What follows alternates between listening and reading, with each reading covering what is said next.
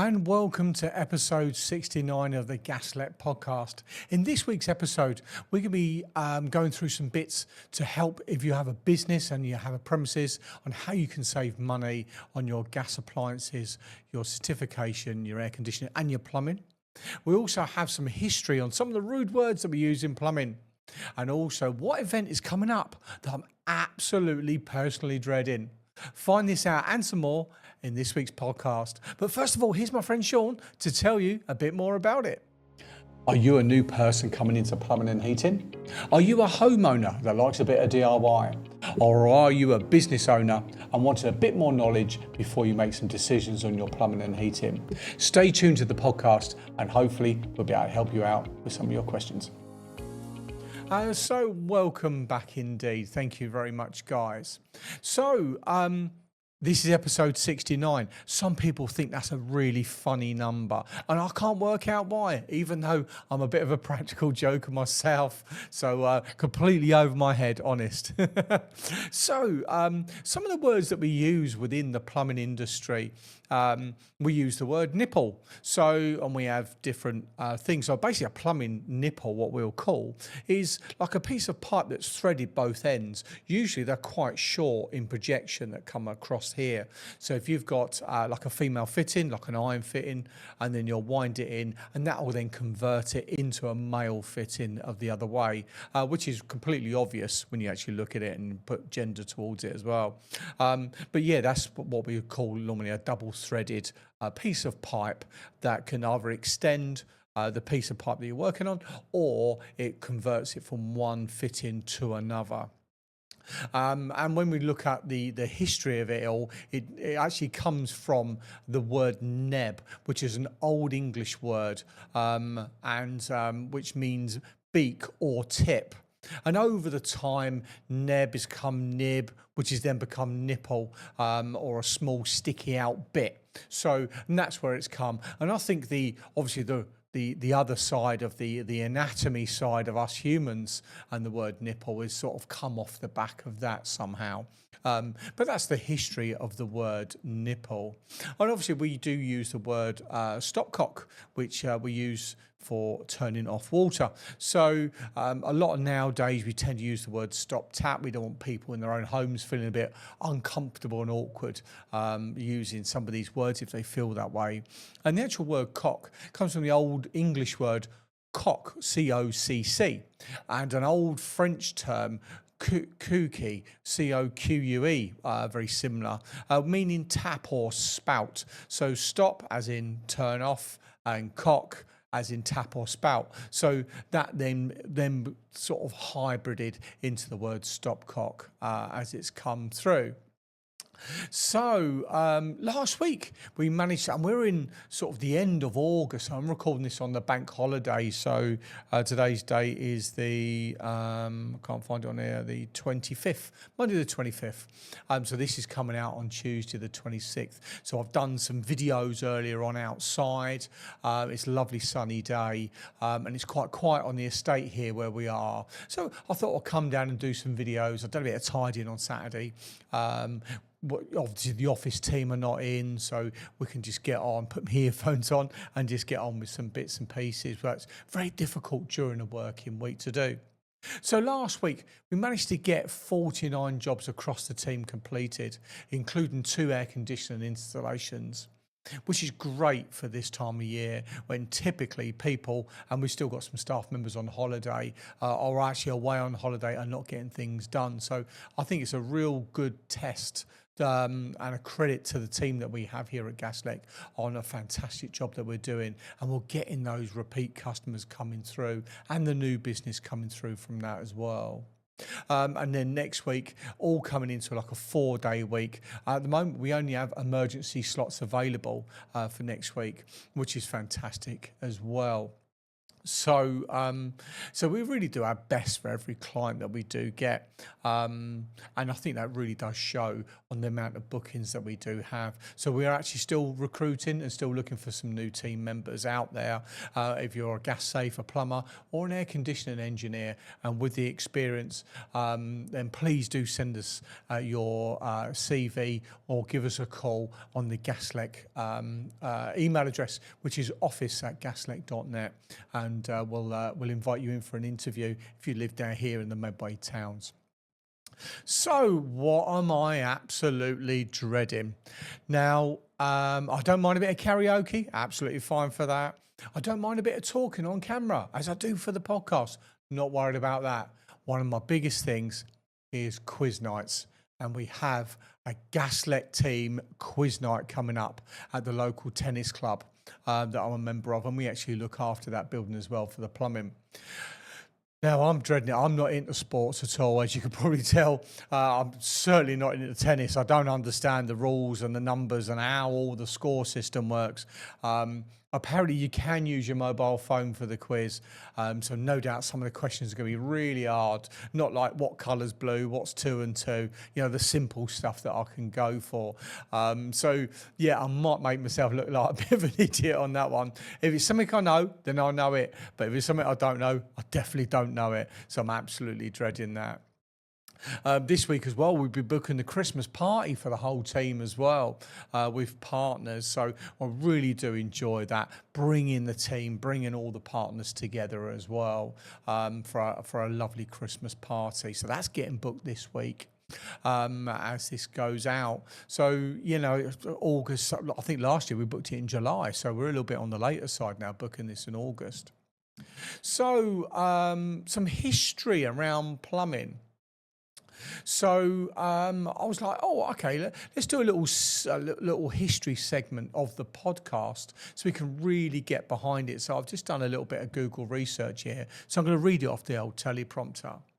So in the United Kingdom, particularly London, began developing the closed underground sewage systems in the 16th and 17th century. But it truly became effective with the widespread system wasn't established until the Victorian era of the Great Stink of 1858, when Sir Joseph Banzanetti, probably said that wrong, was the masterpiece of the engineering created of the comprehensive network of sewers and plumbing stations. Largely completed in the 1770s, that served a revolutionary solution to the public health issues caused by the open sewage. Now, I've said this before on the podcast a long time ago. Me and a pal, we went down and done a tour of the Victorian sewer systems down in Brighton underneath the main pier. You book it in with their water company, Clancy Docker or whatever it was at the time. And you go down and there's a door under the pier. They open it up and you can actually do a tour in the summer of the sewer system there. It's a little bit stinky, I'll give you that, when you first go in there. But it's all the time the water's moving, it actually goes. And they'll actually give you a history of the sewer system down there. You put an overall on and a hard hat and a torch and all those bits, and a little gas alarm. So if it did build up, it'll go off and you can evacuate. But during the summer, when the rain levels are low, the water levels are low from the surface water, then it can give you a safe tour, and they'll explain to you about the shape of the Victorian system. It wasn't round; it was actually more of an upside down egg shape, if you could imagine that. So, for a low water would flow, and then as the water rose, it carried on flowing as well. If it was completely round on a low water flow, it'd actually stop because of the shape of it. So that was introduced in the mid 1800s, which is absolutely fantastic and amazing. But you can get a really interesting tour of the sewer system if you fancy out. I wouldn't recommend that for a first date or even a wedding anniversary. But if you're interested in plumbing and the history of it, then certainly get down there. It's a unique thing. I've done it once. Would I do it again? I probably would. It's been a little while since I've done it, maybe 15, 20 years, but it was really, really good. So yesterday, So we sponsor this picnic on the banks of where we live here over in Gillingham. And this year's they were doing for cancer research or bowel cancer. There was a bit of a sad story behind the reason for it all, with one of the organisers' daughters being unwell and getting some fantastic treatment from there. So we raised some money for that. And part of the fun day that we had, there was an auction of a supercar day. And we bidded here and we got one of the spots. So me and my son, we got into some fantastic cars yesterday and we was driven around the different parts of the countryside of Kent. And we was treated like royalty by the team there as well. We had some drinks, we had some food, and we had a good laugh. And it was absolutely amazing. With there was a Lamborghini there was a Audi R8, there was a classic. I've forgotten now. There was a little classic car, a little two-seater. There was the electric Porsche. Taycan was there. So yeah, there was a few car AC Cobra. Which was just a mental piece of kit. That was just a raw engine V8, strap yourself in, no frills, hold tight, and off you go machine. It was immense. I'm quite long in the body, short in the leg. So, the windscreen's up to about here. So I'm sort of don't know where to look. I look forwards, but it really does make you feel alive when you get in one of those sort of vehicles. So we did that yesterday, and what an amazing day it was. It was great and fantastic, raising money for the charity as well. So commercial buildings. So if you have a commercial building and you want to start thinking about how we can save some money, so we've got a lot of commercial customers where we've got the downturn of the economy. Companies are looking at when they've been using larger, not so much facilities management companies, but there's larger plumbing and heating businesses out there with multi-stage layers of management and stuff like that. We can come in and compete because we're at that bit smaller as a business. And so we've had a lot of commercial customers come over to us from some big names locally, just because we're so much cheaper. So when you need that compliance certificate for your air conditioning or for your gas appliances or for your gas installation or for your water installation, we can do that, and we can do that at a great price. And also when you come to your servicing of your gas appliances, decommissioning of your gas appliances and your gas pipe work and doing all the certification there, if you are decarbonising and taking that out and just going maybe for like an air conditioning system for your heating and cooling, we can take care of that as well. And we're saving companies hundreds and hundreds of pounds a year just on some really basic things there. And being a quite a small company, we were able to pivot and get things turned around really, really quickly, so we can really help you out there. So all the maintenance side of things, we've been saving companies a lot of money. And if you do out there have anything like that, a small to medium sized business, give us a call and we'll see what we can do to help. I'll pop along myself and we'll do a site visit and we can have a chat and see what we can do for you. So, some of the places we've been working in, we work in school, so we work in leisure centres, restaurants, hotels, children's nurseries, care homes, churches, food factories, offices, warehouses, public buildings, dentists, doctors' surgeries, and some more that I can't even remember. So we work in a massive across different sectors, which is absolutely fantastic. And some of those, they're not really going to be affected by the downturn of the economy, like your dentist and your doctor surgeries. But if you're a restaurant, if you're a care home where you're fixed income, but your rest of your overheads are going up, that's where you can start feeling the squeeze there. And we can help. So give us a call and see what we can do for you. So that wraps up this week's show. So thank you very much indeed for listening. A little bit shorter than last week's version.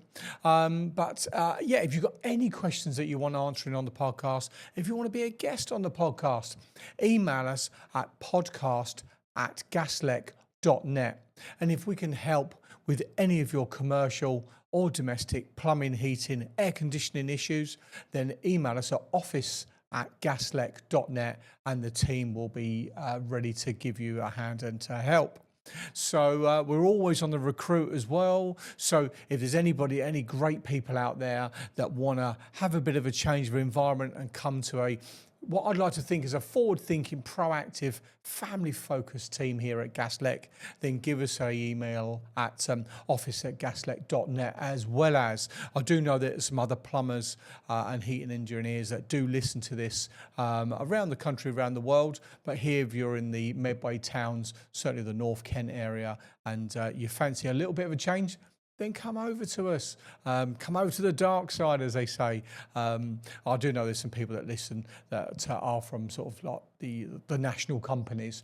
But yeah, come over, give us a shout. Come over for a cup of tea. We've always got biscuits in the cupboard. Well, there we are. That wraps up this week's episode. Thank you very much indeed, guys. Have a fantastic week, and I'll catch you next week. Thank you.